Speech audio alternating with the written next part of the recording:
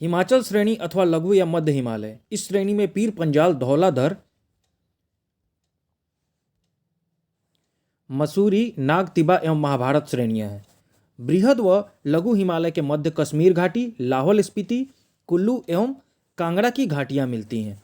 यहाँ अल्पाइन चरागाह है जिन्हें कश्मीर घाटी में मर्ग, गुलमर्ग, सोनमर्ग तथा उत्तराखंड में बुग्याल या प्यार कहा जाता है। तो अभी हम लोग हिमाचल श्रेणी अर्थात लघु या मध्य हिमालय के बारे में पढ़ रहे हैं। तो सबसे पहली जो श्रेणी थी हमारी कौन सी थी? हिमाद्री थी। उसके बाद जो दूसरी श्रेणी होती है जिसको लघु या मध्य हिमालय कहा जाता है वह हिमाचल श्रेणी होती है। तो देखिए सबसे पहले जो हमारी श्रेणी थी वो क्या थी? हमारी हिमाद्री श्रेणी थी जिसे बाह हिमालय भी कहा जाता था। उसके बाद जो हमारी दूसरी श्रेणी आएगी जो कि समानांतर श्रेणी है वो हिमाचल श्रेणी या लघु या मध्य हिमालय कहलाएगा। और जो तीसरी श्रेणी होगी वो क्या कहलाएगा? वो हमारा शिवालिक कहलाएगा। तो सबसे पहले हमारा ट्रांस हिमालय था, उसके बाद हमारा हिमालय आ जाता है और ग्रेटर हिमालय जो आ जाता है उसके फिर जो है बाह हिमालय है उसमें जिसको हिमाद्री कहा जाता है। फिर उसके बाद लघु या मध्य हिमालय है जिसको हिमाचल श्रेणी कहा जाता है। और फिर आपका तीसरी जो श्रेणी है जिसको शिवालिक कहा जाता है। तो आइए फिर आगे देखते हैं। तो इसमें क्या हम लोग देखे थे कि इसमें पीर पंजाल, धौलाधर, मसूरी, नागटिबा एवं महाभारत की श्रेणियां हैं। कौन कौन सी श्रेणियां हैं? पीर पंजाल की श्रेणी है, धौलाधर की श्रेणी है, मसूरी की श्रेणी है, नागटिबा महाभारत की श्रेणियां हैं। बृहद व लघु हिमालय के मध्य, अब देखिए दोनों के मध्य, ये दोनों हिमालय के मध्य में क्या हो जाता है? कश्मीर घाटी है, लाहौल स्पीति है, कुल्लू एवं कांगड़ा की घाटियां मिलती हैं। तो ये दोनों जो हिमालय है, जो आपका बृहद और लघु हिमालय है, मतलब हिमाद्री और हिमाचल के, हिमाद्री और हिमाचल के मध्य आपका क्या हो जाता है? तो आपके कुछ घाटियां हैं। वो कौन कौन सी घाटियां हैं? कश्मीर घाटी है, लाहौल स्पीति है, आपका कुल्लू एवं कांगड़ा की घाटियां मिलती हैं। ठीक है। यहाँ अल्पाइन चरागाह भी हैं और जिन्हें कश्मीर घाटी में मर्ग तथा उत्तराखंड में बुग्याल या प्यार कहा जाता है। अब देखिए यहाँ क्या है कि बुग्याल या प्यार भी कहा जाता है और मर्ग भी कहा जाता है। तो जो आप लोग सुनते हैं गुलमर्ग, सोनमर्ग, जो नाम सुनते हैं वो क्या है? वो चरागाह है। शिमला, कुल्लू, मनाली, मंसूरी, दार्जिलिंग आदि लघु हिमालय में ही है। अब देखिए जो आप ये देखते हैं ये बाह हिमालय जिसको हम लोग क्या कहते हैं? हिमाद्री कहते हैं। उसके बाद जो लघु हिमालय है जिसको मध्य हिमालय भी कहते हैं, हिमाचल, उसी में आ जाता है आपका ये शिमला, कुल्लू, मनाली, मंसूरी, दार्जिलिंग आदि लघु हिमालय में है। बृहद हिमालय की घाटियों में भोटिया प्रजाति के खानाबदोश लोग रहते हैं जो ग्रीष्म ऋतु में ऊपर बुग्याल में चले जाते हैं और शरद ऋतु में नीचे घाटियों में लौट आते हैं। प्रसिद्ध फूलों की घाटी इसी पर्वतीय क्षेत्र में स्थित है। तो जो फूलों की घाटी है जिसको वैली ऑफ फ्लावर्स कहा जाता है अंग्रेजी में, वो यहीं स्थित है। कहाँ? लघु या मध्य हिमालय में। गंगोत्री, यमुनोत्री, केदारनाथ, बद्रीनाथ और हेमकुंड साहिब इसी इलाके में स्थित है। तो एक एक पॉइंट इसका इंपॉर्टेंट हो जाएगा, एक एक पॉइंट आप लोग को अच्छे से याद रखना होगा। अब आगे हम लोग देखेंगे कि लघु हिमालय जो है, एक नोट दिया हुआ है कि लघु हिमालय जो है शिवालिक से मेन बाउंड्री फॉल्ट के द्वारा अलग होती है। तो जो आपका 3 हिमालय की पैरेलल समानांतर श्रेणियां थी, पहला कौन सा था? हिमाद्री था जिसको बाह हिमालय कहते थे। दूसरा कौन सा है? हिमाचल या लघु या मध्य हिमालय है। और तीसरा जो सबसे बाहरी श्रेणी है वो कौन सा है? वो शिवालिक है। तो कह रहा है नोट में आपका क्या दिया हुआ है कि शिवालिक जो है ये किससे अलग होती है? शिवालिक, तो शिवालिक आपकी अलग हो रही है मेन बाउंड्री फॉल्ट के द्वारा अलग हो रही है लघु हिमालय से।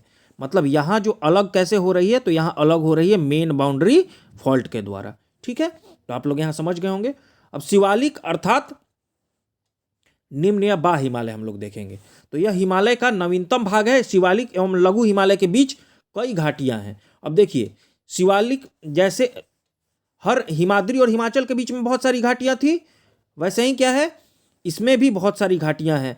ये आपका हिमाचल और शिवालिक के बीच में, मतलब सेकंड, और जैसे मान लीजिए आप इसको फर्स्ट मान लेते हैं, इसको अगर सेकंड मानते हैं, इसको अगर थर्ड मानते हैं, तो सेकंड और थर्ड के बीच में भी बहुत सारी घाटियां हैं। कौन कौन सी है आइए देखते हैं। इसमें भी बहुत सारी घाटियां हैं। कौन कौन सी है? जैसे काठमांडू घाटी है आपकी, पश्चिम में इन्हें दून या द्वार कहते हैं, जैसे देहरादून और हरिद्वार। तो देखिए ये हिमालय कैसे फैला हुआ है? पश्चिम से पूरब की तरफ। अब जैसे आप पूरब की तरफ बढ़ेंगे तो यहाँ नेपाल हिमालय आएगा, पश्चिम में पंजाब हिमालय था, फिर आपका कुमायूं हिमालय था। तो जो पश्चिम का क्षेत्र है वहाँ इसको क्या कहा जाता है? वहाँ इसको कहा जाता है दून या द्वार। जैसे आप नाम भी देखते होंगे, जैसे आपका देहरादून हो गया, हरिद्वार हो गया, ये सब उत्तराखंड में है, तो ये कहलाते हैं। शिवालिक के निचले भाग को तराई कहते हैं। तो शिवालिक के निचले भाग को क्या कहते हैं? तराई कहते हैं। अरावली की पहाड़ियां राजस्थान में है। यह सबसे पुरानी चट्टानों से बनी है। अब अरावली, अब देखिए, जब अगर आप लोग भारत को देखेंगे तो भारत में आप लोग क्या देखेंगे कि अगर आप यहाँ राजस्थान के आसपास देखेंगे तो गुजरात से लेकर दिल्ली तक अरावली की पहाड़ियाँ हैं। और ये अरावली की जो पहाड़ी है वो क्या है? एक वलित पर्वत ही है, लेकिन सबसे प्राचीन वलित पर्वत है। मतलब ये भी हिमालय के जैसा क्या है? ये भी फॉल्ट माउंटेन है। हिमालय के जैसा ये भी है, फॉल्ट माउंटेन है और बहुत ही पुराना है सबसे। अब इसका क्या हुआ है? इसका हवाओं के द्वारा जो है अपर्दन होते होते होते होते इसकी चोटियां लगभग समाप्त हो चुकी हैं। और यह लगभग इसकी चोटियां बहुत, मतलब कभी ऐसा समय हुआ रहा होगा जब हिमालय बहुत, जब नया होगा अरावली, तो हिमालय के जैसा यह भी कभी ऊंचा रहा होगा। लेकिन आज जो है इसकी चोटी जो है वो उसका अपर्दन होते होते अब ये चोटी जो है वो उतनी ऊंची नहीं रह गई है।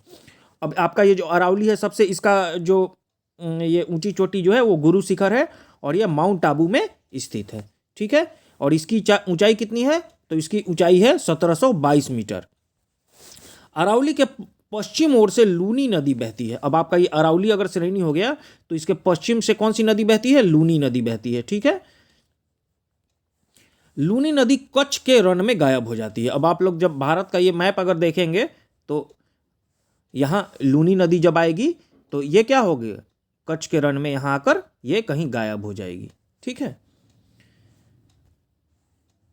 लूनी नदी कच्छ के रण में गायब हो जाती है। अरावली के पूर्व की ओर बनास नदी निकलती है। तो ये आपका अगर अरावली श्रेणी मानते हैं तो इधर में लूनी नदी है आपकी और इधर में आपकी बनास नदी है। ठीक है, वैसी नदी जो जमीन में ही लुप्त हो जाती है उसे द रिवर ऑफ एफीमेरल कहते हैं। तो रिवर ऑफ एफीमेरल कौन सी है? अगर पूछ दे आपसे प्रश्न तो लूनी रिवर जो है वो आपका रिवर ऑफ एफीमेरल है। कौन सी रिवर? लूनी। ठीक है, अगर आपसे कभी क्वेश्चन पूछे तो लूनी रिवर जो है वो आपका रिवर ऑफ एफीमेरल है। अब हम लोग देखेंगे मालवा का पठार पश्चिम मध्य प्रदेश एवं दक्षिण पूर्व राजस्थान राज्य में है। आप उसके बाद अगर देखेंगे तो जो आपका पश्चिमी मध्य प्रदेश जो हुआ, जो आपका अगर मध्य प्रदेश का हिस्सा आप लोग देखेंगे और दक्षिण पूर्व राजस्थान का हिस्सा देखेंगे, तो अगर भारत का अगर आप लोग नक्शा देखते हैं यहाँ, तो ये आपका राजस्थान का क्षेत्र हो गया, तो और यहाँ फिर आपका मध्य प्रदेश का क्षेत्र हो गया। तो ये जो क्षेत्र है जो दक्षिण पूर्व राजस्थान का क्षेत्र है, ठीक है, और जो पश्चिमी मध्य प्रदेश है, मतलब यहाँ वाला जो क्षेत्र है, अगर आप लोग ध्यान से देखें तो यहाँ मालवा का पठार आपका रहता है। ठीक है, अब यह ज्वालामुखी चट्टानों का बना हुआ है। किसका है? ज्वालामुखी चट्टानों का। मतलब ये आग्नेय चट्टान जो भी आपके वॉल्केनिक रॉक्स बोल सकते हैं उससे बना हुआ है। तो क्यों? क्योंकि ये एक क्षेत्र है, ये दक्कन का वो क्षेत्र है जहां बहुत सारी ज्वालामुखियां जो हैं वो जमीन से बाहर मतलब निकलती थी और इसी से वो वॉल्केनिक रॉक्स जो है या चट्टानों से ये बना हुआ है। और इससे क्या है? चंबल और बेतवा नदी निकलती है। तो मालवा का पठार से क्या है? चंबल और बेतवा नदी निकलती है। अब विंध्याचल का पठार हम लोग देखेंगे। ठीक है, तो विंध्याचल का पठार जो है झारखंड, उत्तर प्रदेश एवं दक्षिण पूर्व राजस्थान राज्य में है। देखिए एक एक पर्वत के बारे में हम लोग ध्यान से पढ़ रहे हैं, कौन कहाँ से किस पर्वत से नदियां निकल रही हैं, किस पर्वत का कौन पर्वत कहाँ स्थित है, कौन पर्वत की ऊंची श्रेणियां क्या है, ये सब हम लोग अच्छे से देख रहे हैं। तो विंध्याचल का पठार झारखंड, उत्तर प्रदेश एवं दक्षिण पूर्व राजस्थान राज्य में है। कहाँ है? दक्षिण पूर्व राजस्थान राज्य में है। यह परतदार चट्टानों का बना हुआ है। ठीक है, सेडिमेंट्री रॉक्स का बना हुआ है, परतदार चट्टानों का बना हुआ है। विंध्याचल पर्वतमाला उत्तर भारत को दक्षिण भारत से अलग करता है। अगर आप लोग देखेंगे भारत का नक्शा फिर से अगर आप लोग देखेंगे तो यहाँ आपका विंध्या रेंज हो जाता है। ठीक है, यहाँ सतपुरा है और यहाँ आपका विंध्या रेंज है या विंध्या पर्वत श्रृंखला है। और इसको अगर आप लोग देखेंगे तो ये अगर आपका इसको अगर आप लोग पूरा उत्तर भारत मान लें तो ये उत्तर भारत को ये दक्षिण भारत से अलग कौन करता है? तो ये आपका विंध्या पर्वत ही करता है। अब जो आपका मैकाल का पठार आप लोग देखेंगे तो ये छत्तीसगढ़ में है। मैकाल पहाड़ की का सर्वोच्च शिखर अमरकंटक है, बहुत इंपॉर्टेंट है, बार बार इससे प्रश्न पूछता है। यह पुरानी चट्टानों का बना एक ब्लॉक पर्वत है। अब देखिए ये एक ब्लॉक पर्वत है, ये भी पुरानी चट्टानों का बना हुआ है। इसके पश्चिम की ओर से नर्मदा नदी उत्तर की ओर से सोन नदी और दक्षिण की तरफ से महानदी निकलती है। तो अगर आप लोग मैकाल के पठार, अब पठार कौन सा क्षेत्र होता है, तो देखिए जो साधारण जमीन से ऊंचा हो लेकिन जिसकी चोटी ना हो, सतह जो है जो उसका चपटा हो, वो पठार कहलाता है।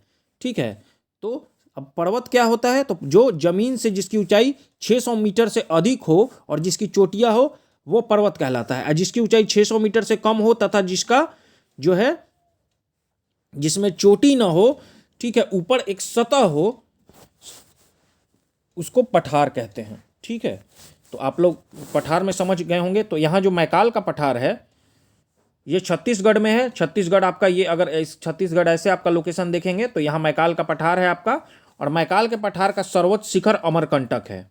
ठीक है, तो मैकाल पहाड़ी कहिए, इसका सर्वोच्च शिखर अमरकंटक है, 1036 मीटर है, और यह भी पुरानी चट्टानों का बना एक ब्लॉक पर्वत है। इसके पश्चिम की ओर से, अब देखिए ये पठारी क्षेत्र है मैकाल, और ये मैकाल पर्वत अब भी कहिए, और उसके बाद जहाँ उसकी कम ऊंची मतलब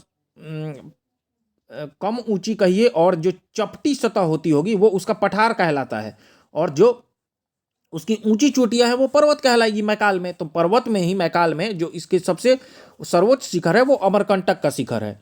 यह पुरानी चट्टानों का बना एक ब्लॉक पर्वत है। इसके पश्चिम की ओर से नर्मदा नदी, अब देखिए ये मान लीजिए आप अगर मान लेते हैं कि ये पर्वत श्रेणी है, तो इसकी पश्चिम की ओर से क्या निकलेगी, नर्मदा नदी, उत्तर की ओर से सोन नदी। ठीक है, और उत्तर की ओर से सोन नदी और दक्षिण की तरफ से महानदी निकलती है। तो देखिए यहाँ अगर आप लोग ये अमरकंटक मान लेते हैं या मैकाल का पर्वत श्रेणी मानते हैं, तो ये आपका ये पहली जो है वो नर्मदा नदी, ठीक है, यहाँ ऊपर सोन नदी और नीचे में यहाँ महानदी निकलती है इससे।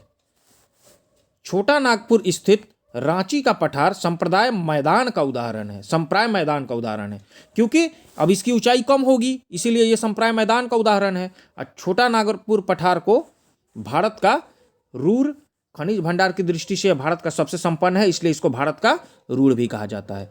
सतपुड़ा की पहाड़ियां मध्य प्रदेश राज्य में है। ये ज्वालामुखीय चट्टानों से बनी हुई है। इनकी सबसे ऊंची चोटी जो है वो धूपगढ़ी है, ठीक है, जो महादेव पर्वत पर स्थित है। इसके पूर्वी हिस्से में ताप्ती नदी निकलती है। ठीक है, तो अगर आप लोग देखेंगे तो सतपुड़ा की पहाड़ियां कहाँ हैं, मैं बता चुका था आपको कि इसमें मैंने आपको ये बताया था कि अगर आप लोग इसको भारत मान लेते हैं तो यहाँ सतपुड़ा है, उसके बाद यहाँ विंध्या है। तो यहाँ जो सतपुड़ा है इसकी सबसे ऊंची चोटी जो है वो धूपगढ़ है। ऊंचाई कितनी है, 1350 मीटर, और ये महादेव पर्वत पर स्थित है। ठीक है, और इसके पूर्वी हिस्से में महादेव हिल्स कहलाता है, और इसके पूर्वी हिस्से में ताप्ती नदी निकलती है। तो आपका सतपुड़ा और नर्मदा के बीच से जो नदी आती है यहाँ, इसके पूर्वी हिस्से से इधर यहाँ ताप्ती नदी है, और उसके नीचे जो है आपकी नर्मदा नदी आ रही है। तो आप लोग समझ सकते हैं कि पूर्वी हिस्से से सतपुड़ा रेंज के कौन सी नदी निकलती है, ताप्ती नदी निकलती है। दो ऐसी नदियां हैं, नर्मदा और ताप्ती, ठीक है, जो आपके अरब सागर में जाकर गिरती हैं। ठीक है, नर्मदा और ताप्ती जो बड़ी बड़ी नदियां हैं। बाकी लूनी जो है वो गायब हो जाती है आके कच्छ के रण में, वो सागर में जाकर नहीं मिलती है। ठीक है, नर्मदा और ताप्ती जो नदियां हैं वो अरब सागर में आकर मिल जाती हैं। अब हम लोग पढ़ेंगे पश्चिम घाट के बारे में। ठीक है, तो पश्चिम घाट जो है आपका, यह पर्वत ताप्ती नदी के मुहाने से लेकर कन्याकुमारी अंतरिक्ष 1600 किलोमीटर में विस्तृत है। अब देखिए जो आपका भारत का अगर आप दक्षिण भूभाग देखेंगे जो कि दक्कन का भूभाग है, तो यहाँ आप देखेंगे कि लगभग दोनों साइड में पश्चिम और पूर्वी घाट बनते हैं। दोनों साइड में पर्वत श्रृंखला है, और जो पश्चिम साइड में जो पर्वत श्रृंखला है वो पश्चिमी घाट कहलाता है। ठीक है, और जो सबसे, अब देखिए इधर साइड में तो आपके अरब सागर है, इधर साइड में सागर है, पश्चिम साइड में, इधर साइड में, पूरब साइड में बे ऑफ बंगाल है, बंगाल की खाड़ी है। तो जो तट है, तटीय क्षेत्र है, उससे जो पर्वत श्रेणियां हैं उनके बीच में तटीय मैदान है। पूर्वी साइड में भी है, पश्चिमी साइड में भी है। तो पहले आपका तटीय मैदान हो गया जिसको कोस्टल प्लेन्स कहते हैं अंग्रेजी में, और उसके बाद पर्वत श्रेणियां हो जाती हैं। तो ये पर्वत श्रेणी जो है ये कहाँ से कहाँ तक है, तो ताप्ती नदी के मुहाने से लेकर जो पश्चिम घाट की है ये कन्याकुमारी तक, नीचे कन्याकुमारी तक, ये 1600 किलोमीटर में, बहुत ज़्यादा 1600 किलोमीटर में ये विस्तृत है। कितना है, 1600 किलोमीटर में ये विस्तृत है। और इसकी ऊंचाई कितनी है, तो इसकी ऊंचाई 1200 मीटर है। पश्चिम घाट से उत्तर में गुजरात के सौराष्ट्र प्रदेश में गिर की पहाड़ियां मिलती हैं। अब गुजरात अगर आप लोग देखेंगे तो गुजरात में गिर पर्वत है, ठीक है, सौराष्ट्र में गिर पर्वत है, तो गिर की पहाड़ियां से जाके ये मिल जाती हैं, ठीक है, जो एशियाई सिंह के लिए विख्यात है। अब गुजरात में जो आपका गिर का क्षेत्र है वो एशियाई सिंह के लिए विख्यात है। पश्चिम घाट को सह्याद्री भी कहा जाता है। अभी आपका जो पश्चिम घाट है इसको सह्याद्री भी कहते हैं। 16 डिग्री उत्तरी अक्षांश रेखा जो कि गोवा से गुजरती है, अब देखिए 16 डिग्री उत्तरी अक्षांश गोवा से गुजरती है, सह्याद्री को 2 भागों में विभाजित करती है। तो आप लोग जानते हैं कि अक्षांश जो है वो ऐसे पैरेलल जो रेखाएं होती हैं, जो लेटी हुई रेखाएं होती हैं वो अक्षांश कहलाती हैं, और ऊपर से जो खड़ी रेखाएं होती हैं वो क्या है, देशांतर है। तो ये तो आप लोग जानते हैं। तो जो 16 डिग्री है अक्षांश, जो 16 डिग्री अक्षांश है आपका, ये क्या है, ये आप अगर आप देखेंगे तो यहाँ महाराष्ट्र के नीचे कहीं गोवा का क्षेत्र है, तो इससे पास करता है 16 डिग्री अक्षांश, इससे गुजरता है। और ये सह्याद्री आपकी जो आती है उसको ये 2 हिस्से में बांट देता है, उत्तरी सह्याद्री और दक्षिणी सह्याद्री। ये आपका उत्तरी सह्याद्री हो गया नॉर्थ में, और ये दक्षिणी सह्याद्री, ठीक है। उत्तरी सह्याद्री और दक्षिणी सह्याद्री में बांट देता है। उत्तरी सह्याद्री के ऊपरी सतह पर बेसाल्ट लावा का निक्षेप है, वहीं दक्षिणी सह्याद्री आर्कियन युग के ग्रेनाइट तथा नीच चट्टानों से बना है। तो ये इंपॉर्टेंट लाइन हो जाता है, ऊपरी सह्याद्री बेसाल्ट से और दक्षिण सह्याद्री ग्रेनाइट तथा नीच चट्टानों से बना है। उत्तरी सह्याद्री एवं दक्षिणी सह्याद्री की सब सर्वोच्च शिखर कौन कौन है, तो ये है कालसुबाई है उत्तरी सह्याद्री की, जिसकी 1664 मीटर ऊंचाई है, और दक्षिण सह्याद्री की कुद्रेमुख है, ठीक है। तो आइए अब हम लोग आगे देखेंगे।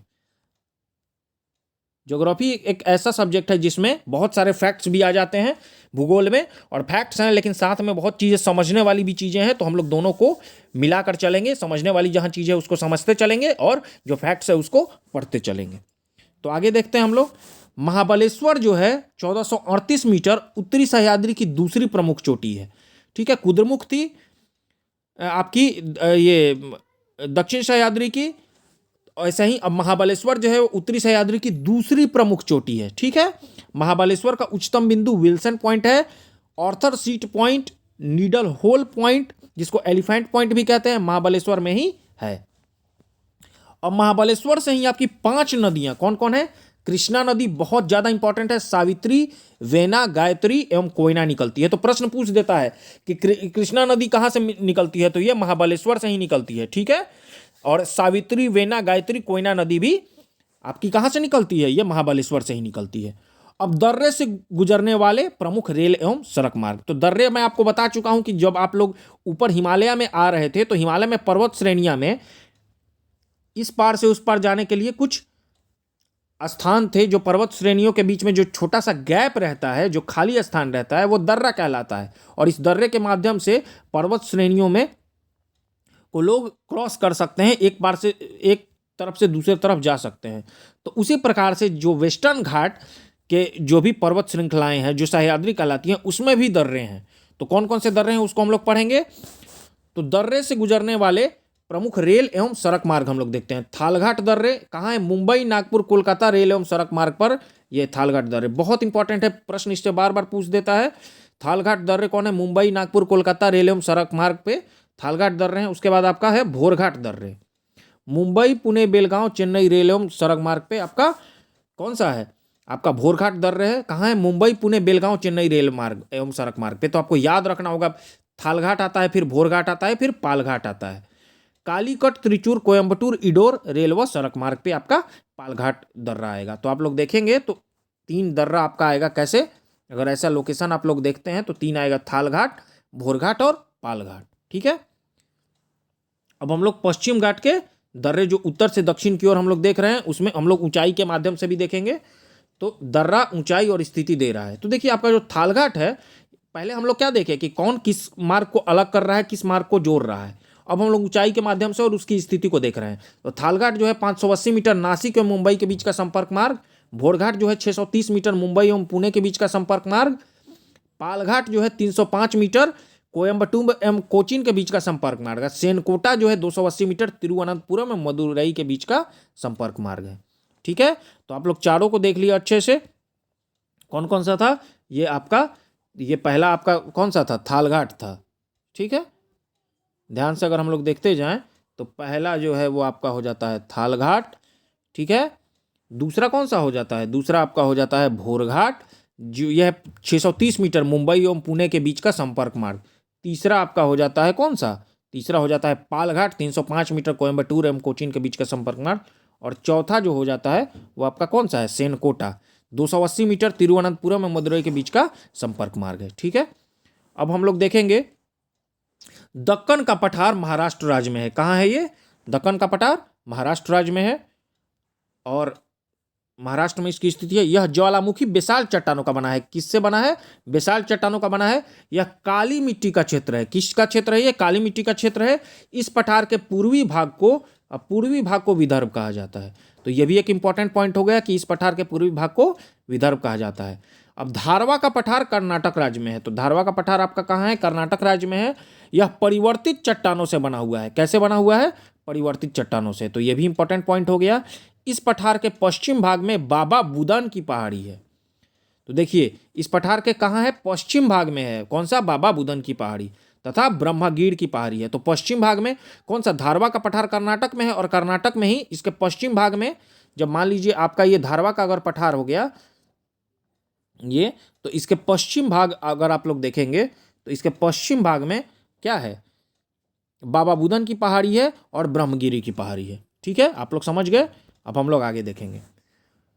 अब नीलगिरी की जो पहाड़ी है वो तमिलनाडु में है। कहाँ है, तमिलनाडु में है और ये एक ब्लॉक पर्वत है।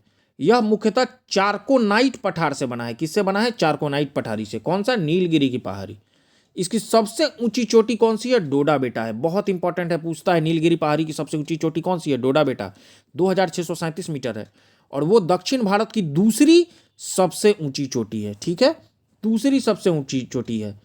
ऊटक मंडल जिसको हम लोग ऊटी कहते हैं वो इसी पहाड़ी पर स्थित है, डोडा बेटा में, ठीक है। तो यह भी एक इंपॉर्टेंट पॉइंट हो जाएगा।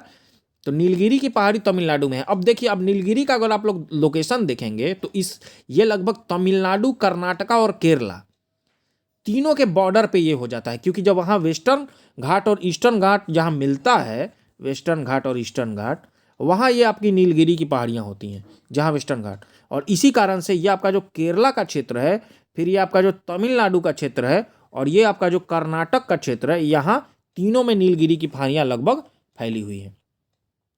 तो अब हम लोग देखेंगे कि तमिलनाडु राज्य में नीलगिरी के दक्षिण भाग में क्या है, पाल घाट है। अब नीलगिरी के दक्षिण भाग में पाल घाट है। पाल घाट गैप पश्चिम एवं पूर्वी घाट का मिलन स्थल है। बहुत इंपॉर्टेंट पॉइंट है, प्रश्न पूछता है कि पूर्वी घाट का और पश्चिमी घाट का मिलन स्थल कौन सा है, तो ये आपका पाल घाट है। पाल घाट गैप कहलाता है, अर्थात पूर्वी घाट एवं पश्चिमी घाट के मिलन स्थल पर नीलगिरी पहाड़ी स्थित है। तो नीलगिरी पहाड़ी आपका कहाँ स्थित है, जहाँ आपका पाल घाट और भोर घाट मिलता है। इसके पार फैली कार्डमम की पहाड़ियाँ, ठीक है, पश्चिमी घाट का विस्तार मानी जाती हैं। तो जो आपके कार्डमम हिल्स है, जिसको इलायची पहाड़ भी कहा जाता है, वो पश्चिमी घाट का विस्तार मानी जाती है। अन्नामलाई की पहाड़ी पर स्थित दक्षिण भारत की सबसे ऊंची चोटी अनाईमुद्री। तो देखिए दक्षिण भारत की सबसे ऊंची चोटी कौन सी है, अनाईमुद्री, 2695, और दूसरी सबसे ऊंची चोटी कौन सी थी, वो डोडा बेटा थी, ठीक है। अब अनाईमुद्री जो है वो 3 पहाड़ियों का केंद्र बिंदु है। क्या है ये, 3 पहाड़ियों का केंद्र बिंदु है। अनाईमुद्री अगर आप लोग देखेंगे तो ये 3 पहाड़ियों का केंद्र बिंदु है। यहाँ से 3 पहाड़ी श्रृंखलाएं 3 दिशाओं में जाती हैं। दक्षिण की ओर कहाँ जाती है, इलायची की पहाड़ियाँ जिसको कार्डमम की पहाड़ियाँ कहते हैं, उत्तर की ओर अनामलाई की पहाड़ियाँ, और उत्तर पूर्व की ओर पलनी की पहाड़ियाँ। प्रसिद्ध पर्यटक स्थल कोडाईकनाल जो है वो तमिलनाडु के पलनी पहाड़ी में स्थित है। प्रश्न पूछ देता है कि कोडाईकनाल कहाँ है। और सेवराय पहाड़ियाँ जो है वो तमिलनाडु राज्य के सलेम में स्थित है। कहाँ, तो ये सारे जो है प्रश्न हैं आपके, याद रखिएगा। आंध्र प्रदेश, ठीक है, और उड़ीसा, ये दोनों के तटीय भाग में महेंद्रगिरी की पहाड़ी है। प्रश्न पूछ देगा, अगर आपको उत्तर से दक्षिण की ओर पूछे कि कैसे है, तो देख लीजिए ये आपका, अगर आप लोकेशन देखते भी हैं ये, तो ये आपका जो क्षेत्र है तटीय क्षेत्र, यहाँ आपका आंध्र प्रदेश यहाँ हो गया, और ये आपका अगर उड़ीसा का क्षेत्र हुआ तो यहाँ आपका महेंद्रगिरी की पहाड़ी है, ठीक है। महेंद्रगिरी भारत के पूर्वी समुद्री तट में निम्न भागों में बांटा गया है। तो देखिए इधर आप लोग अगर देखेंगे पूर्वी और पश्चिम में, तो आप लोग को ये तो पता ही होगा कि ये जो है मालाबार तट कहलाता था, और ये आपका जो है ये कोरोमंडल तट कहलाता था। तो अब यहाँ भी आप मालाबार तट से ऊपर भी जो है वहाँ तट जो है वो आपका कोंकण का तट कहलाता था, कोंकण कोस्ट कहलाता था। उसी प्रकार आपका कोरोमंडल तट भी है, वो कोरोमंडल तट, गोलकुंडा तट और उत्तरी सरकार तट कहलाता है। अब ये कहाँ कहाँ क्या कहलाता है इसके को हम लोग एक बार देख लेंगे। तो कन्याकुमारी से कृष्णा डेल्टा तक जो है कोरोमंडल तट, ठीक है। कृष्णा डेल्टा से गोदावरी डेल्टा तक गोलकुंडा तट, और गोदावरी डेल्टा से लेकर उत्तर तटीय भाग उत्तरी सरकार तट कहलाता है। तो अगर आप इसको बांट लें 3 क्षेत्रों में, तो सबसे 1 2 3 कह सकते हैं। पहला जो है आपका कन्याकुमारी से कृष्णा डेल्टा वो कोरोमंडल तक, 2 जो है कृष्णा डेल्टा से गोदावरी डेल्टा तक ये गोलकुंडा तट, और थर्ड जो है वो उत्तरी सरकार तट आपका कहलाएगा। अब भारत के पूर्वी तट पर स्थित प्रमुख बंदरगाह कौन कौन है हम लोग देख लेंगे। तो पारादीप जो कि उड़ीसा में है, कोलकाता बंदरगाह पश्चिम बंगाल में, विशाखापट्टनम आंध्र प्रदेश में, चेन्नई, तूतीकेरिन एवं एन्नौर जो है वो तमिलनाडु में है, ठीक है। अब विशाखापट्टनम बंदरगाह हम लोग देखेंगे डॉल्फिन नोज पहाड़ी के पीछे सुरक्षित है। तो जो आपका विशाखापट्टनम बंदरगाह है वो डॉल्फिन नोज एक पहाड़ी है उसके पीछे ये पड़ता है और ये सुरक्षित हो जाता है, उसी से पहाड़ी के पीछे ये है इसलिए ये सुरक्षित हो जाता है। और पूर्वी तट पर स्थित प्रमुख लैगून कौन से हैं। तो पुलिकट जो है वो चेन्नई में है, लैगून जो होता है खारी पानी की झीलें होती हैं, तो पुलिकट जो है वो चेन्नई में, चिल्का जो है वो पुरी में, और कोलेरू जो है वो आंध्र प्रदेश। समुद्र तट में तटीय क्षेत्र का पानी स्थल भाग में घुस जाता है और धीरे धीरे बालू का अवरोध खड़ा कर देने पर स्थलीय क्षेत्र का जलीय भाग समुद्र से अलग हो जाता है। अब देखिए, मान लीजिए ये आपका तटीय क्षेत्र है और ये आपका समुद्र है, तो समुद्र का पानी अगर यहाँ आ गया, ठीक है, इस लोकेशन पे अगर आ गया समुद्र का पानी यहाँ आ गया कहीं, और धीरे धीरे मान लीजिए क्या हुआ कि ये पानी है और इधर भी बालू आ गया, इधर बालू, और ये इधर तो पहले से स्थल था ही तो ये क्या होगा कि समुद्र से अलग हो जाएगा। चूंकि ये पानी समुद्री पानी ही है इसलिए ये पानी खारा रहेगा, तो ऐसे क्षेत्र को लगून कहते हैं। तो धीरे धीरे बालू का अवरोध खड़ा कर देने पर स्थलीय क्षेत्र का जलीय भाग समुद्र से अलग हो जाता है, इसी जलीय आकृति को लगून कहते हैं, ठीक है। तो अब हम लोग आगे बढ़ेंगे। अब जैसे हम लोग भारत के पूर्वी तट को देख लिए, वैसे ही भारत के पश्चिमी तट को निम्न भागों में बांटा गया है। कहाँ कहाँ बांटा गया है आइए हम लोग देखते हैं। तो भारत के पश्चिमी तट को गुजरात से गोवा तक का जो तट है वो कोंकण तट कहलाता है। गोवा से कर्नाटक के मंगलूर तक का तट केंद्रा तट, और मंगलुरु से कन्याकुमारी तक का तट मालाबार तट। तो आप लोग इसमें भी जैसे उधर याद किए थे ऐसे भी 1 2 3 करके याद कर लीजिए। 1 2 3। पहला जो है गुजरात से लेकर गोवा, ये आपका क्या है कोंकण तट कहलाएगा, गुजरात से गोवा। दूसरा जो है गोवा से मैंगलोर, ये केंद्रा तट कहलाएगा। और तीसरा मैंगलोर से कन्याकुमारी जो है वो मालाबार तट कहलाएगा।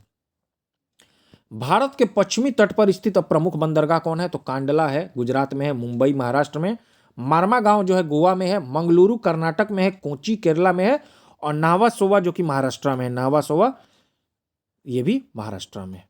अब हम लोग देखेंगे सालसेट द्वीप पर स्थित मुंबई भारत का सबसे बड़ा बंदरगाह नगर है। तो देखेंगे कि एक द्वीप है जो कि सालसेट द्वीप है। तो अगर आप लोग मुंबई का लोकेशन देखेंगे तो ये आपका, अगर महाराष्ट्र अगर आप मानते हैं इसको, तो आपका मुंबई यहाँ एक सालसेट द्वीप पर है, ठीक है। यहाँ से अगर आप लोग देखेंगे तो ये मुंबई का जो स्थिति है वो एक द्वीप है, क्योंकि इसके चारों तरफ जो है आपका अरब सागर है।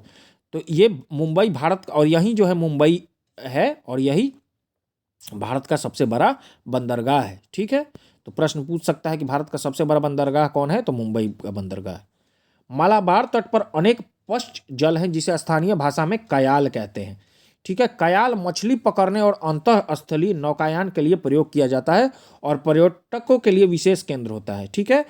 तो जो है मालाबार में तट जो भी है आपका केरला के पास में, यहाँ क्या है बहुत सारे कयाल्स हैं, और कयाल में क्या हो जाता है कि आप मछली पकड़िए, नौकायान कीजिए। केरल में हर वर्ष प्रसिद्ध नेहरू ट्रॉफी जो है, जिसको नौका दौड़ भी कहते हैं, का आयोजन पुन्नामदा कयाल में किया जाता है। ये इंपॉर्टेंट है, ये एक फैक्ट है, ये इसलिए ये इंपॉर्टेंट हो जाता है कि केरल में हर वर्ष प्रसिद्ध नेहरू ट्रॉफी वलामकाली नौका दौड़ जो है का आयोजन कहाँ किया जाता है, तो पुन्नामदा कयाल में किया जाता है। अब आप देखेंगे कि भारत में 2 द्वीप समूह हैं। अब हम लोग द्वीप समूह के बारे में पढ़ेंगे कौन कौन। अंडमान निकोबार द्वीप समूह, जिसको मरकत द्वीप भी कहते हैं, और लक्षद्वीप द्वीप समूह। तो आप लोग अगर लोकेशन देखें इंडिया का, तो इंडिया का लोकेशन अगर आप लोग ठीक से देखें तो आप लोग क्या देखेंगे कि ये अगर आपका भारत है, ये आपका गुजरात का क्षेत्र हो गया, इससे ये क्लियर हो जाता है तो आप लोग क्या देखेंगे कि यहाँ जो है पश्चिम साइड में आपके कुछ जो है द्वीप है और एक तलवार जैसा पूर्व साइड में। तो पूर्व साइड में जो द्वीप समूह है वो क्या कहलाता है? अंडमान निकोबार द्वीप समूह। और जो पश्चिम साइड में है आपके अरब सागर में वो क्या कहलाता है? लक्षद्वीप कहलाता है। ठीक है, तो ये आपका पश्चिम साइड में लक्षद्वीप हो गया, ये आपका पूरब साइड में अंडमान निकोबार द्वीप समूह हो गया। अब अंडमान निकोबार जो द्वीप समूह है, जैसा कि मैं पहले बता चुका हूं, ये बंगाल की खाड़ी में स्थित है, जो क्षेत्रफल की दृष्टि से सबसे बड़ा केंद्र शासित प्रदेश है। इंपॉर्टेंट हो गया। भारत में भी कितने केंद्र शासित प्रदेश हैं? 7 केंद्र शासित प्रदेश हैं। तो सबसे बड़ा कौन सा है इसमें? अंडमान निकोबार। इसमें करीब 247 छोटे छोटे द्वीप हैं। कितने हैं? 247।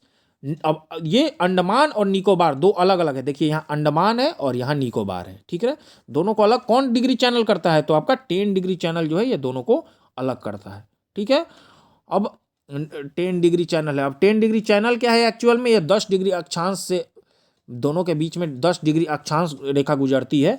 ठीक है, तो इसीलिए हम लोग कहते हैं कि 10 डिग्री चैनल अंडमान और निकोबार को अलग करता है। अब इसमें दोनों को मिला दिया जाए तो 247 छोटे छोटे द्वीप हैं। निकोबार में 19 द्वीप हैं। पहले ये ऊपर में अंडमान हो गया, नीचे निकोबार मतलब उत्तर में अंडमान है तो दक्षिण में निकोबार है, तो दोनों मिलाकर 247 द्वीप है। 19 द्वीप निकोबार में। ये द्वीप वास्तव में समुद्र में डूबे हुए पर्वत के शिखर हैं। अब देखिए, अब म्यांमार के जो भारत को अलग करता है, अब देखिए भारत अगर आप लोग देखें, ठीक है, ये आपका भारत अगर आप देखें इधर ऐसे करके, तो ये आपका बांग्लादेश का क्षेत्र हो गया और ये फिर ये म्यांमार का क्षेत्र हो गया। तो इधर आप लोग एक पर्वत श्रेणी है जो कि म्यांमार की बाउंड्री पे है, जिसको अराकान योमा पर्वत श्रेणी कहते हैं। तो ये पर्वत श्रेणी को ही माना गया है कि ये पर्वत श्रेणी समुद्र में डूबी हुई जो है, और ये जो निकल गई यहाँ से यहाँ तक जो निकली हुई है, ये क्या है? अराकान योमा का ही हिस्सा है, जो कि अंडमान एंड निकोबार है। ठीक है, तो अराकान योमा का ही हिस्सा अंडमान एंड निकोबार को माना जाता है। ठीक है, अब आप लोग ये देख सकते हैं कि इसमें कोको जलमार्ग इसे म्यांमार के कोको द्वीप से अलग करता है। ठीक है, तो म्यांमार का ही एक कोको द्वीप है। ठीक है, और कोको जलमार्ग जो है इसको अलग करता है। तो आप सबसे पूछ देगा कि कोको आइलैंड कहाँ है या किसका हिस्सा है, तो कोको द्वीप किसका है? म्यांमार का। अगर आप लोग ध्यान से अंडमान और निकोबार की स्थिति अगर आप लोग देखना चाहेंगे तो ये आपका अंडमान और निकोबार हो गया। यहाँ आपका इंडोनेशिया का सुमात्रा क्षेत्र होगा, शुरू होगा। ठीक है, यहाँ सुमात्रा क्षेत्र होगा और यहाँ बंदर आवास क्षेत्र है इंडोनेशिया का ही, जो कि सबसे नज़दीक है आपके निकोबार के क्षेत्र से नज़दीक होगा। यहाँ आपका म्यांमार का ही कोको द्वीप होगा। ठीक है, और इस कोको द्वीप को कौन अलग करेगा? तो जो कोको जलमार्ग है वो इसको अलग करेगा। ठीक है, और यहाँ चीन ने निगरानी तंत्र लगाया है। ठीक है, अब चीन तो हर जगह जो भी समुद्री है, चाहे वो आपका दक्षिण चीन सागर हो गया या पूरा आपका हिंद महासागर हो गया, तो ये इसमें जो है चीन निगरानी तो अब लगाया ही हुआ है अपना। जैसे भारत ने जैसे आपका सागरमाला परियोजना निकाला है भारत ने, तो ऐसे ही चाइना का जो आपका स्ट्रिंग ऑफ पर्ल्स है, ठीक है, तो उससे वो भारत को चारों तरफ से लगभग घेरने का प्रयास कर ही रहा है। उसी प्रकार से चीन ने निगरानी तंत्र यहाँ लगाया हुआ है। अब अंडमान निकोबार द्वीप समूह की राजधानी क्या है? पोर्ट ब्लेयर है।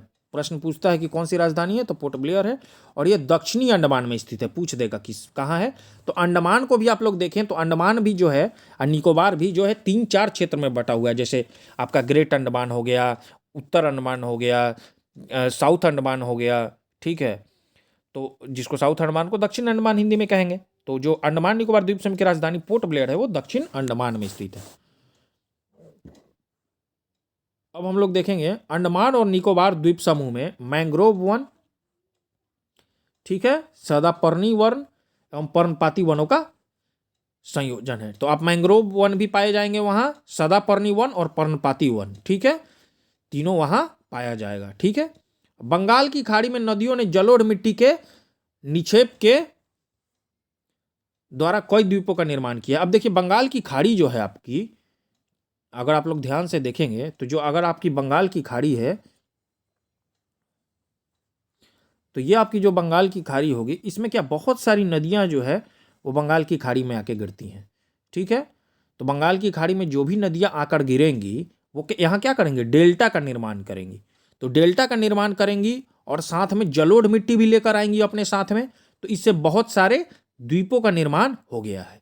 ठीक है, अब यहाँ भी आपका ब्रह्मपुत्रा भी आके यहाँ गिरता है, फिर आपका गंगा भी आके यहाँ गिरता है, तो फिर इधर से आपका कृष्णा, कावेरी, ठीक है, ये सब भी आता है, गोदावरी भी आके गिरती है। तो क्या है, यहाँ डेल्टा का निर्माण होता है।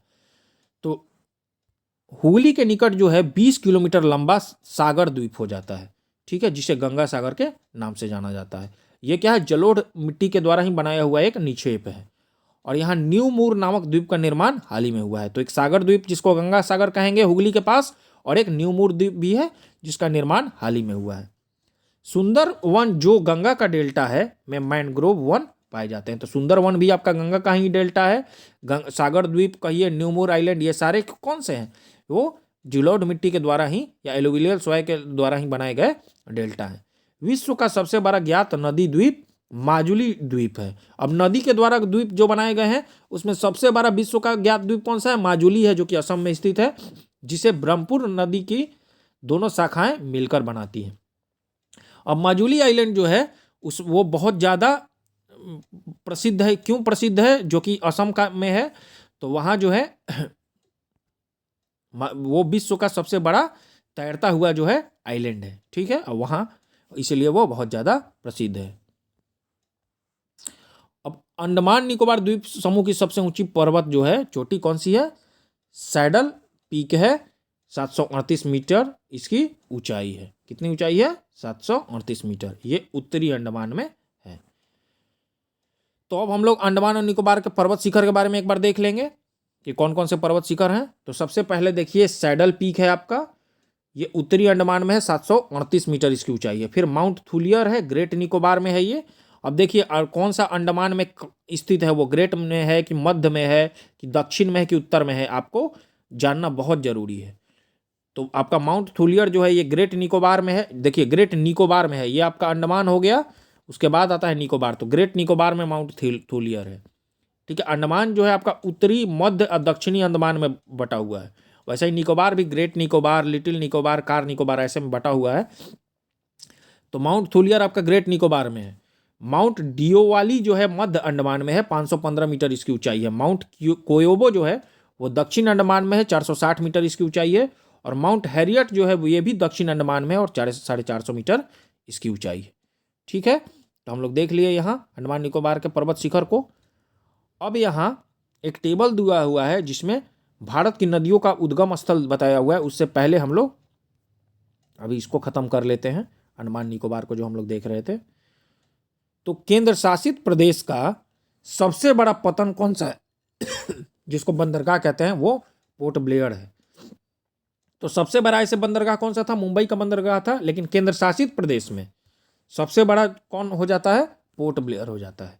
और ये कहाँ है, दक्षिण अंडमान में है। पोर्ट ब्लेयर जो है वो दक्षिण अंडमान में है, ठीक है। तो अंडमान निकोबार की राजधानी भी पोर्ट ब्लेयर थी और ये दक्षिण अंडमान में है। तो स्थिति पूछ देता है, इसलिए इंपॉर्टेंट हो जाता है।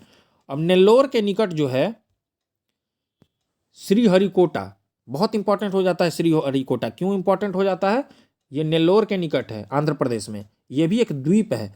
श्रीहरिकोटा इसलिए इंपॉर्टेंट हो जाता है क्योंकि यहाँ से बहुत सारा प्रक्षेपण होता है।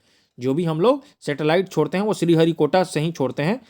ये पुलिकट झील इसी द्वीप द्वारा समुद्र से विलग है। तो जो आप पुलिकट झील देखेंगे समुद्र से अलग, देखिए बीच में आपका पुलिकट झील आ जाएगा, उसके बाद ये द्वीप आएगा और उसके बाद समुद्र आ जाएगा। तो पुलिकट झील जो है इसी द्वीप द्वारा समुद्र से विलग है। यहाँ भारतीय अंतरिक्ष अनुसंधान संगठन का उपग्रह प्रक्षेपण केंद्र है, मैं आपको बता चुका हूँ ये। अब हम लोग प्रमुख जल अंतराल देखेंगे, बहुत चैनल्स के बारे में तो मैं आपको बता भी चुका हूँ कि क्या क्या पढ़ना है, मतलब कौन कौन डिग्री चैनल, 10 डिग्री चैनल के बारे में बताया था कि अंडमान और निकोबार को ये अलग करता है। तो किसको अलग करता है ये, अब अंडमान के भी बहुत सारे अंडमान, जैसे ये आपका अंडमान निकोबार मानेंगे तो यहाँ जो है आपका ये छोटा अंडमान जिसको लिटिल अंडमान बोलेंगे, और ये आपका कार निकोबार है, ठीक है। तो ये आपका कार निकोबार है, ये आपका लिटिल अंडमान है। तो दोनों के बीच से ये 10 डिग्री चैनल जाता है, इसको आप लोग ध्यान दीजिएगा। तो देखिए मालदीव और मिनिकॉय के मध्य जो है 8 डिग्री चैनल है, ठीक है। क्या है, मालदीव और मिनिकॉय के बीच में आपका कौन सा चैनल है, 8 डिग्री चैनल। तो आप लोग देखेंगे तो ये आपका मान लीजिए अगर लक्षद्वीप हो गया, तो लक्षद्वीप के फिर आपके, अगर आप लोग इसको लक्षद्वीप अगर मान लेते हैं, जैसे ये आपका लक्षद्वीप, अगर डॉट डॉट डॉट डॉट बहुत सारे ये आइलैंड्स हैं और क्या है, बहुत सारे द्वीपों से मिलकर एक द्वीप समूह बनता है। तो उसके बाद यहाँ आपका मालद्वीप है, तो मालद्वीप जो है और ये क्या बोलते हैं, मिनिकॉय जो है ये 8 डिग्री चैनल से अलग होता है। अब मिनिकॉय क्या है, तो सबसे जो दक्षिण में ये आपका जो द्वीप है किसका, लक्षद्वीप का, वो मिनिकॉय कहलाता है। तो मिनिकॉय और मालदीव के बीच में 8 डिग्री चैनल है, और कावारती और मिनिकॉय के मध्य में 9 डिग्री चैनल है। ये सब आप कावारती किसकी राजधानी है, तो ये लक्षद्वीप की राजधानी है। तो ऐसे आप लोग मान सकते हैं कि यहाँ अगर आपका कावारती है, ये आपका मिनिकॉय है, और ये आपका अगर हो गया मालदीव, तो यहाँ जो है, देखिए ध्यान दीजिएगा, अब ऐसे बढ़ते जाएंगे आप लोग तो 10 डिग्री, फिर इधर में क्या होगा आपका, जैसे जैसे आप लोग ऊपर की तरफ बढ़ते जाएंगे, वो 0 से 90 डिग्री की तरफ आप बढ़ेंगे। अक्षांश कैसे बढ़ता है, 0 से जो पोल पे है वो 90 डिग्री अक्षांश है। तो आपका ये जो है 8 डिग्री है, ये 8 डिग्री अगर आप इसको मानते हैं, तो ये किसके बीच है, मालदीव और मिनिकॉय के बीच में। तो ये अगर आप मालदीव मानते हैं तो ये आपका मिनिकॉय है। ठीक है, मैं बता चुका हूं कि सबसे दक्षिणतम जो आपका द्वीप है, सबसे साउदर्न जो द्वीप है किसका, लक्षद्वीप का, वो मिनिकॉय कहलाता है। तो मिनिकॉय और मालदीव के बीच में 8 डिग्री है। और मिनिकॉय और ये अगर आप लोग कावारती है जो कि लक्षद्वीप की राजधानी है, तो उसके बीच में कौन सा है, 9 डिग्री है। तो इसको आप ध्यान से समझिए, कावारती मिनिकॉय के बीच में 9 डिग्री और मालदीव और मिनिकॉय के बीच में 8 डिग्री। अब एक चीज मैं समझा रहा था आपको, फिर से मैं समझा दे रहा हूं। अगर आप इसको पृथ्वी मान लेते हैं तो ये आपका 0 डिग्री अक्षांश हो गया, और ये आपका 90 डिग्री उत्तरी अक्षांश है, और ये 90 डिग्री दक्षिणी अक्षांश है। तो जैसे आप लोग ऐसे बढ़ते हैं तो ये आप लोग क्या है, ऊपर में अगर आप बढ़ते जाएंगे तो अक्षांश 0 से 90 डिग्री बढ़ता जाएगा। तो यही कारण है कि अगर आप लोग दक्षिण से उत्तर की तरफ बढ़ेंगे तो अक्षांश बढ़ेगा। तो ऐसा ही जो अब आपका आएगा 8 डिग्री, तो फिर 9 डिग्री, फिर 10 डिग्री, ऐसे आएगा। तो आप लोग इससे पता लगा सकते हैं। अब जैसे ये 10 डिग्री है, तो 10 डिग्री क्या था, यहाँ 10 डिग्री किसको अलग करता था, आपका अंडमान में निकोबार को। फिर 9 डिग्री है, 9 डिग्री किसको अलग कर रहा है, कावारती व मिनिकॉय को। फिर 8 डिग्री है, वो किसको कर रहा है, मालदीव और मिनिकॉय को। तो आप इसका लोकेशन समझ सकते हैं कि किस आइलैंड का कहाँ है, इससे आप लोग ये समझ सकते हैं जरूर। अब हम लोग देखेंगे 10 डिग्री चैनल छोटा अंडमान व कार निकोबार के मध्य। ग्रैंड चैनल वो कौन सा है, सुमात्रा, इंडोनेशिया व निकोबार के मध्य। तो मैं आपको बता चुका था कि क्या बताया था मैंने, कि ये आपका अंडमान, ये निकोबार जो हो गया, और यहाँ जो है कौन सा द्वीप है, ये सुमात्रा है। तो इसके मध्य जो चैनल है ये आपका ग्रैंड चैनल कहलाएगा। ठीक है, फिर आपका ये अगर भारत अगर आप लोग इसको मान लेते हैं, और ये आपका क्या है, यहाँ श्रीलंका है। ठीक है, और यहाँ क्या है, भारत और श्रीलंका है। और ये आपका कौन सा समुद्र हो गया, ये आपका हिंद महासागर हो गया, इंडियन ओशन। ये आपका अरब सागर हो गया, और ये आपका बे ऑफ बंगाल हो गया। ठीक है, तो बे ऑफ बंगाल आपका ये हो गया। अब यहां जो है एक आपका जल डमरू मध्य है। ठीक है, कौन सा जल डमरू मध्य है, तो ये पाक स्ट्रेट कहलाता है। अंग्रेजी में इसको पाक स्ट्रेट कहते हैं, हिंदी में इसको पाक जल डमरू मध्य कहते हैं। तो अब जल डमरू मध्य क्या होता है, जो दो पानी के बड़े बड़े भूभाग को अलग करे।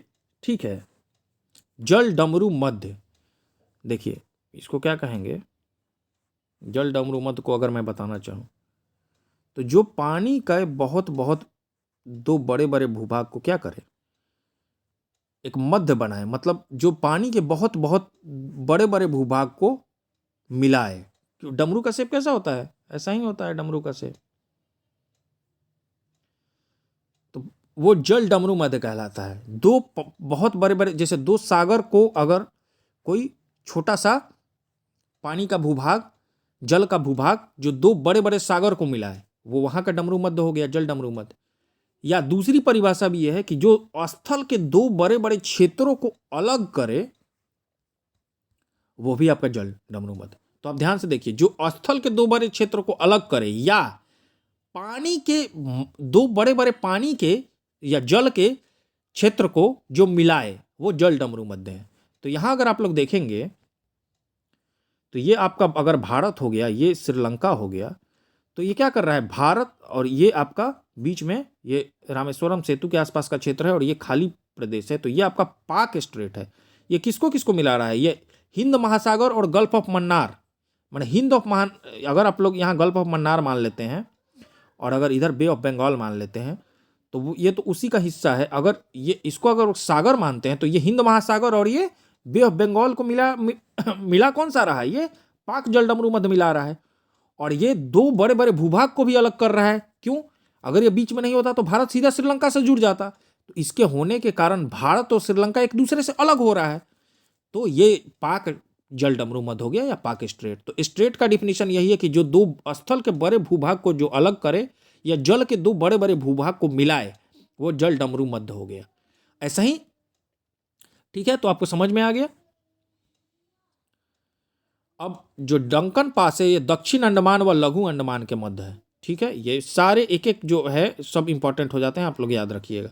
जो डंकन पास है पाक स्टेट तमिलनाडु व श्रीलंका के मध्य, डंकन पास दक्षिण अंडमान व लघु अंडमान के मध्य, कोको स्ट्रेट कोको द्वीप व उत्तरी अंडमान के मध्य, पाक की खाड़ी जो है वो तमिलनाडु व श्रीलंका के मध्य। ठीक है, और मन्नार खाड़ी ये दक्षिण पूर्व तमिलनाडु व श्रीलंका के मध्य। फिर लक्षद्वीप सागर आपका आ जाएगा, ये लक्षद्वीप व मालाबार तट के मध्य।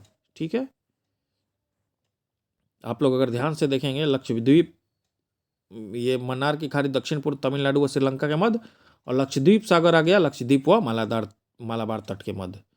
ठीक है, अब सेतु समुद्रम जो परियोजना है ये कहाँ है, तो सेतु समुद्रम परियोजना जो है वो मन्नार की खाड़ी को, सेतु समुद्रम जो परियोजना है ये मन्नार की खाड़ी को पाक खाड़ी से जोड़ती है। ठीक, अब हम लोग देखेंगे व्हीलर द्वीप उड़ीसा के तट पर ब्राह्मणी नदी के मुहाने पर स्थित है। अब व्हीलर द्वीप भी है, ये उड़ीसा के तट पर ब्राह्मणी नदी के मुहाने पर स्थित है। यहाँ भारत अपने मिसाइल का परीक्षण करता है व्हीलर द्वीप पे। इसको नया नाम दिया गया है, अब्दुल कलाम द्वीप नाम रखा गया है। महान जो वैज्ञानिक थे और हमारे माननीय राष्ट्रपति जो थे स्वर्गीय अब्दुल कलाम, उन्हीं के नाम पर यह अब्दुल कलाम द्वीप रखा गया है, व्हीलर द्वीप। तो प्रश्न पूछता है कि व्हीलर द्वीप कहाँ स्थित है, तो ये उड़ीसा में स्थित है। उड़ीसा के तट पर ब्राह्मणी नदी के मुहाने पर स्थित है ये। ठीक है, तो ब्राह्मणी नदी कहाँ आकर मिलती है पूछ सकता है, तो ये कहाँ के मिलती है, ये बंगाल की खाड़ी में आकर मिलेगी। पंबन द्वीप मन्नार की खाड़ी में स्थित है, यह भारत एवं श्रीलंका के बीच है, जो एडम्स ब्रिज का भाग है। और पंबन द्वीप क्या है, एडम्स ब्रिज जिसको राम सेतु भी कहते हैं उसका भाग है। और इसका एक और नाम है जो कि ज्यादा प्रचलित नाम है, जिसको हम लोग रामेश्वरम द्वीप के नाम से भी जाना जाता है। भारत में बैरन तथा नारकोंडा नामक दो प्रसिद्ध ज्वालामुखी है। अब देखिए बैरन बहुत इंपॉर्टेंट है, क्यों, क्योंकि यही एकमात्र ऐसा ज्वालामुखी है भारत में जो सक्रिय ज्वालामुखी है। नारकोंडम जो है वो सुषुप्त ज्वालामुखी है। अब बैरन द्वीप कहाँ है पूछता है, तो निकोबार द्वीप समूह में है। कहाँ है, या आपका अंडमान निकोबार, तो यहाँ निकोबार में कहीं आपका बैरन द्वीप है। ठीक है, अब लक्षद्वीप द्वीप समूह अरब सागर में स्थित है। ये कहाँ है लक्षद्वीप, अरबियन सी में है। इसमें कुल 36 द्वीप हैं। तो आपका 272 था अंडमान में, और लक्षद्वीप में कितने हैं, 36 हैं। इसमें केवल 11 द्वीप पर ही आबादी है। ऑन्ड्रेट लक्षद्वीप का सबसे बड़ा द्वीप है, जिसका क्षेत्रफल 4.9 वर्ग किलोमीटर है। सोच लीजिए 5 वर्ग स्क्वायर, मतलब 5 वर्ग किलोमीटर स्क्वायर, यही सबसे बड़ा द्वीप है। तो कितना छोटा छोटे द्वीप हैं समझिए आप लक्षद्वीप में। मिनिकॉय दूसरा सबसे बड़ा द्वीप है, जिसका क्षेत्रफल 4.8 वर्ग किलोमीटर है। पिटली द्वीप जहां मनुष्य का निवास नहीं है, वहां एक पक्षी अभ्यारण्य है। अगाती जो है लक्षद्वीप समूह का एकमात्र द्वीप है जहां हवाई अड्डा है। ये सारे प्रश्न बन जाएंगे आपके। लक्षद्वीप समूह 11 डिग्री चैनल द्वारा दो भागों में विभाजित है। उत्तर में अमीनी द्वीप है और दक्षिण में कन्नानोडो द्वीप है। लक्षद्वीप समूह के सभी द्वीपों पर मलयालम भाषा बोली जाती है। मिनिकॉय द्वीप एकमात्र अपवाद है जहां महल भाषा बोली जाती है। महल देवही लिपि में लिखी जाती है, जो मूलतः मालदीव की भाषा है। ठीक है, अब आप लोग देखेंगे भी कि मिनिकॉय जो है मालदीव से नज़दीक है और 8 डिग्री चैनल से अलग होता है, तो वहाँ मूलतः मालदीव की भाषा महल ही बोली जाती है और यह देवही लिपि में लिखी जाती है। अब एक नोट दिया हुआ है, भारत के प्रवाल भीति क्षेत्र मन्नार की खाड़ी। कच्छ की खाड़ी अंडमान एवं निकोबार द्वीप समूह एवं लक्षद्वीप में सीमित है। तो भारत के प्रवाल भित्ति क्षेत्र मन्नार की खाड़ी, कच्छ की खाड़ी, अंडमान एवं निकोबार द्वीप समूह एवं लक्षद्वीप में सीमित है। तो जो प्रवाल भित्ति हैं, जो आपका कोरल रीफ्स कहलाते हैं, ये कहाँ कहाँ है? मन्नार की खाड़ी में है, कच्छ की खाड़ी में है, ठीक है। मन्नार की खाड़ी आपका कहाँ हो गया? यहाँ आपका मन्नार की खाड़ी हो गया, ये श्रीलंका हो गया, भारत हो गया, ठीक है। उसके बाद कच्छ की खाड़ी कहाँ हो गया आपका? ये हो गया, ये गुजरात के पास में, ठीक है। अंडमान एवं निकोबार द्वीप समूह में हो गया और लक्षद्वीप में हो गया। तो यहाँ आपका क्या है? आपका प्रवाल भित्ति। तो प्रश्न पूछ देगा कि कोरल कौन कौन से स्टेट में है, कहाँ कहाँ पाया जाता है। तमिलनाडु का क्षेत्र दे देगा, गुजरात दे देगा ऑप्शन में, लक्षद्वीप, अंडमान निकोबार, तो सब जगह पाया जाता है। अब लक्षद्वीप क्या है? तो लक्षद्वीप एटॉल प्रवाल द्वीप है तथा शेष सभी तटीय प्रवाल भित्ति है। अब एटॉल क्या होता है? तो आप लोग तटीय प्रवाल भित्ति होगा, जो कोस्ट पे जो भी आपकी कोरल्स होंगे वो तटीय कहलाते हैं। एटॉल्स बोलते हैं जो ऐसे हम लोग समझ सकते हैं इसको कि एटॉल्स इसको बोलते हैं जो चारों तरफ से समुद्र से घिर जाता है, जैसे जो एक गोलाकृति बना लेता है प्रवाल का, और वही गोलाकृति जो है, जैसे प्रवाल भित्तियां इकट्ठा होते होते एक द्वीप बना लेती हैं गोला, और वो समुद्र से एक चारों तरफ मतलब सर्कुलर क्षेत्र में, या उसको कहिए सर्किल बनाते हुए, ठीक है, वो समुद्र से के बीच में रहता है कहीं भी, वो एटॉल कहलाता है। तो प्रवाल भित्तियों का निर्माण सागरी जीव मूंगा के अवशेषों के समेकन, ठीक है, तथा संयोजन द्वारा होता है। समझ में आया आपको? मूंगा जो है उष्ण कटिबंधीय महासागरों में पाए जाते हैं। जो भी आपके ट्रॉपिकल, जो भी आपके ये है महासागर है, ओशन से, वहाँ मूंगा पाए जाएंगे, कोरल्स पाए जाएंगे, और चूने पर ये निर्वाह करते हैं, कैल्शियम कार्बोनेट पे ये निर्वाह करते हैं। तो इसके बाद जो हमारा टॉपिक है अभी, वो भारत की नदियाँ हैं, और भारत की नदियाँ के बारे में हमको पढ़ना है। तो भारत की नदियाँ भी अपने आप में बहुत सारा एक इंपॉर्टेंट टॉपिक हो जाता है, और उसमें बहुत सारे पॉइंट्स हैं, क्योंकि कहाँ उनका उद्गम स्थल होगा, उनकी लंबाई कितनी है, कहाँ आकर मिलती हैं, उद्गम क्षेत्र क्या है। तो ये एक एक पॉइंट जो है काफ़ी इंपॉर्टेंट होगा, काफ़ी डिटेल्ड होगा। तो अभी हमने जो है यहाँ हिमालय को कंप्लीट कर लिया, उसके बाद हमने द्वीप समूहों को कंप्लीट कर लिया, उसके बाद भारत की नदियाँ के बारे में हम लोग अगले पार्ट में पढ़ेंगे। तो यहाँ हमने एक नया इनिशिएटिव जो नीडी क्लासेस के द्वारा चलाया है, वो नीडी क्लासेस का इनिशिएटिव क्या था कि हमने बीपीएससी जो 67th बीपीएससी है, जिसका कि अब डेट भी डिक्लेयर हो चुका है, 30 तारीख का आपका डेट है। कौन सा डेट है आपका? 30 अप्रैल। तो अब ये डेट भी डिक्लेयर हो गया 30 अप्रैल। तो हमने नीडी क्लासेस का जो है 15 जनवरी से ही एक इनिशिएटिव चलाया था। क्या चलाया था? हमारा फ्री क्रैश कोर्स सीरीज एक चल रहा था। उस क्रैश कोर्स सीरीज में हमने एक टॉपिक वाइज प्लान दिया था, और टॉपिक वाइज प्लान को हमने क्या किया था? बहुत डिटेल्ड प्लान था, उसमें 100% आपका सिलेबस कवर हो जाता था, और हो जाएगा भी। उसमें हमने 30 जो है मॉक टेस्ट्स भी रखे हैं, और जितने भी इंपॉर्टेंट टॉपिक्स हैं बीपीएससी का, सब ने को हमने प्लान में डाल दिया है। तो इसलिए आपका 100% सिलेबस कवर हो रहा है। अब वो टॉपिक वाइज प्लान का पीडीएफ आप लोग किसी भी हमारे वीडियोज में जाकर देख सकते हैं, उसके डिस्क्रिप्शन बॉक्स में वो आपको मिल जाएगा। अब उस फ्री इनिशिएटिव जो हमारा क्रैश कोर्स था, उसमें हमने लूसेंट सीरीज से स्टार्ट किया था, और लूसेंट सीरीज में हमने हिस्ट्री और साइंस को लगभग कंप्लीट करा दिया है। साइंस में हमारा फिजिक्स बचा हुआ है, और अभी हम लोग ज्योग्राफी सीरीज को चला रहे हैं। तो ज्योग्राफी सीरीज के आप प्लेलिस्ट में जाएंगे तो आपको 2 वीडियोज मिल जाएंगे, उसके बाद आपको फिर आज भी 2-3 वीडियो मिलेंगे। तो लगातार हमारा यह प्रयास रहेगा कि हम लोग 15 अप्रैल से पहले पूरा सिलेबस कंप्लीट आपको कराकर दे दें, 30 मॉक टेस्ट के साथ। इसमें क्या क्या कराएंगे हम लोग? इसमें हम लोग लूसेंट कवर करा रहे हैं, उसके बाद इसमें हम लोग घटना चक्र कवर करा रहे हैं, 3 मैगजीन करंट अफेयर्स का हम लोग कवर करा रहे हैं, बिहार स्पेशल हम लोग कवर करा रहे हैं, इकोनॉमिक सर्वे नया वाला जो है इंडिया का और बिहार दोनों कवर करा रहे हैं, बिहार का बजट, इंडिया का बजट भी कवर करा रहे हैं, और लास्ट 3 ईयर्स के क्वेश्चन पेपर भी हम लोग कवर करा रहे हैं, 66th, 65th और 64th बीपीएससी के। तो 450 क्वेश्चन का डिटेल्ड एनालिसिस हो जाएगा, प्लस 30 मॉक टेस्ट, मतलब आपका 4500 क्वेश्चन वो हो गया। टोटल मिलाकर 5000 क्वेश्चन आपके आंखों के सामने से गुजर जाएगा। बाकी फॉरेस्ट सर्वे ऑफ इंडिया नया रिपोर्ट जो 2021 है वो भी कवर होगा। इस प्रकार से एक एक चीज़ डिटेल्ड कवर हो जाएगा आपका, और आप जब एग्जाम में जाएंगे तो आपको लगेगा कि अरे 150 में से तो 140 प्लस क्वेश्चन मेरे आंख के सामने से गुजरा है। तो फिर गलती की गुंजाइश कम हो जाएगी मॉक के बाद भी, और आप आराम से कट ऑफ को क्लियर कर लेंगे। तो इसके लिए सबसे पहले आपको क्या करना होगा? आप नीडी क्लासेस चैनल पर जाएं, NEEDY क्लासेस, और नीडी क्लासेस चैनल पर सब्सक्राइब कर लें। हमारे एक एक वीडियो जो कि काफ़ी डिटेल्ड होते हैं, लूसेंट पढ़ा तो रहे हैं हम, लेकिन लूसेंट बस बोल नहीं रहे हैं, लूसेंट को बहुत डिटेल एक्सप्लेनेशन के साथ एक एक चीज़ों को कोरिलेट करके, एनसीईआरटी से कोरिलेट कर करके हम आपको बता रहे हैं, हर फैक्ट को अच्छे से समझा रहे हैं ताकि वो दिमाग में आपके बैठ जाए, घुस जाए एकदम। उसके बाद अगर आप लूसेंट पढ़ें तो आपको लगे कि एकदम आसानी से हो जा रहा है। ये तो रटना नहीं है, अब लूसेंट को समझना है, रटना नहीं है, बीपीएससी को समझना है, रटना नहीं है, सीडीपीओ को समझना है और फोड़ के आना है। तो फिर अगले वीडियो में आपसे फिर मिलेंगे हम, और अगले वीडियो में हम ज्योग्राफी सीरीज में ही भारत की नदियों से स्टार्ट करेंगे। तो फिर तब तक के लिए धन्यवाद।